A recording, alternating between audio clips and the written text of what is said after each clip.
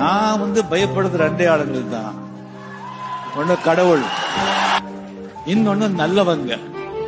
ஏன்னா நல்லவங்க மனசை நோகடிக்க கூடாது, நல்லவங்களை துன்பத்தை ஏற்படுத்தக்கூடாது, நல்லவங்களுக்கு கஷ்டத்தை கொடுக்க கூடாது. நான் நல்லவங்க சாபம் பறிச்சு.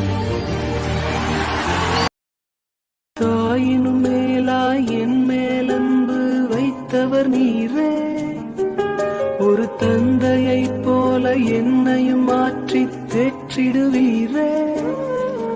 என் உயிரோடு கலந்தவரே, உறவாலே மகிழ்ந்திடுவே. என் உயிரோடு கலந்தவரே,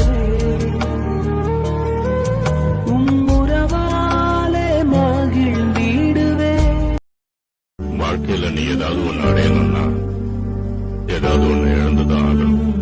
உலகத்திலேயே எப்பவும் கஷ்டமான பாதையும் சரியான பாதையும் ஒன்னாதான் இருக்குங்கிறத ஞாபகம் வச்சுக்க. எதுவுமே ஈஸியா கிடைச்சிடாது. ஈஸியா கிடைக்கிறது கண்டிப்பா ரொம்ப நாளைக்கு நிலைச்சு இருக்காது.